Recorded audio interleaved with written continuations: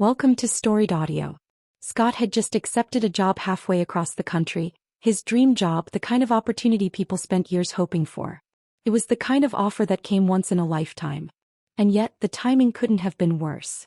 Brandi, his girlfriend of 3 years, had one final year left of college. And now, right when they should have been celebrating the future, life was pulling them apart.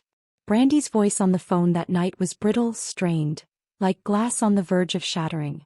"You can't even come here before you leave?" she asked. "Not even once.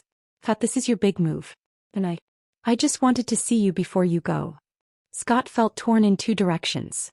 One toward the life he had worked so hard to build and the other toward the woman he loved. "Brandi, you know I want to," he said.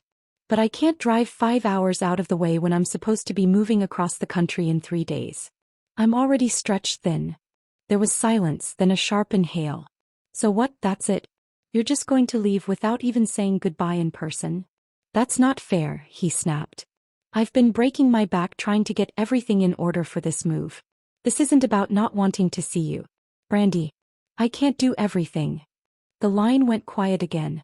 Then, almost too soft to hear, she whispered, "I just thought we mattered more." The call ended. Scott sat down on the edge of his bed, his chest aching. He hated fighting with her. He hated even more the thought of her crying alone in her dorm room. He stared at the boxes around him, each one a reminder of the life he was stepping into, and the life he was leaving behind. The morning of his move, Scott loaded the last of his belongings into his car. His chest felt hollow. The open road stretched before him, promising opportunity, but the thought of Brandi not being part of this moment gnawed at him. He tried to shake it off, tried to focus on the excitement he should have been feeling, but her voice lingered in his mind. By the time he hit the interstate, he made his decision. He took the exit that would add nearly 6 hours to his journey. He would surprise her. It was past 9 when he pulled into the small college town. Lights blazed from the house where Brandi was staying, music, laughter, and a party spilling into the street. Scott frowned. Brandi hadn't mentioned a party. She had sounded devastated on the phone. Why would she be at a party?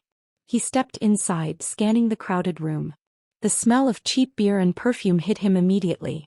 One of Brandi's friends spotted him almost at once. Jenna froze mid-step, her face draining of color. "Scott, what are you doing here?" "I came to see Brandi," he said. But her panicked expression sent a jolt of unease through him. "Listen, maybe we should step outside and talk."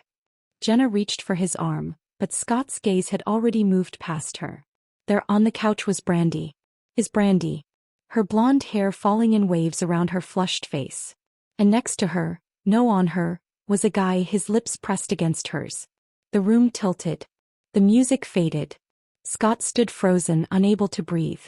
Brandi pulled back when she noticed Jenna's frantic waving, her eyes widening when she saw him. "Scott." He shook his head, his throat thick.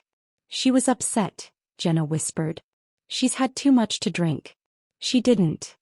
"That's not an excuse to cheat," Scott said flatly, his voice colder than he'd ever heard himself sound.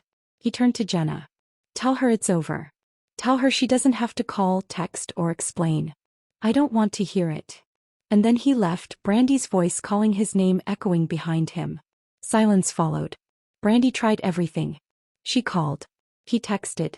She sent long, desperate emails at 2 in the morning. Scott never answered. Every time his phone lit up with her name, he shut it off. He couldn't bear to hear her voice, not when the memory of her lips on someone else still haunted him. Nights were the worst.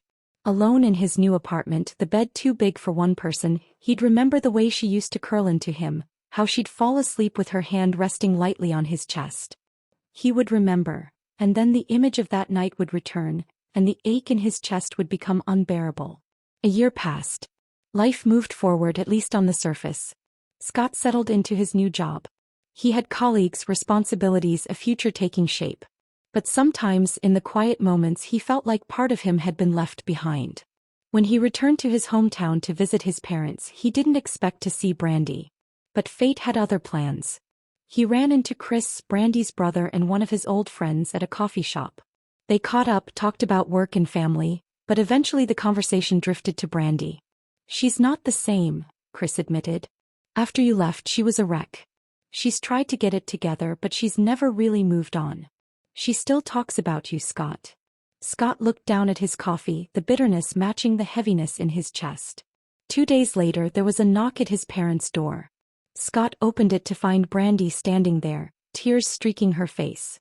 "Please," she begged. "Please let me talk to you." For a long moment Scott said nothing. Then slowly he stepped aside. They sat across from each other at the kitchen table. Brandi twisted her hands in her lap, unable to meet his eyes. "I don't even know where to start," she whispered. "I was drunk and I was upset, but that's not an excuse. I hurt you. I betrayed you. And I have hated myself every single day since that night." Her voice cracked. "I love you, Scott. I never stopped." Scott swallowed hard. "Do you have any idea what that night did to me?" "I know," she said quickly. "And I'll do anything to prove I'll never hurt you again." For a long time neither of them spoke. Finally Scott exhaled. "If you're willing to come back with me, maybe I can try to trust you again." Brandi nodded through her tears. "Yes, I'll come." 2 weeks later they packed up her things into Scott's car. This time they were together. The road stretched before them, not as a symbol of distance but of possibility. Scott glanced over at Brandi, asleep against the window, her hand resting lightly in his. For the first time in a long time he allowed himself to believe in the future again. Subscribe for more audio stories.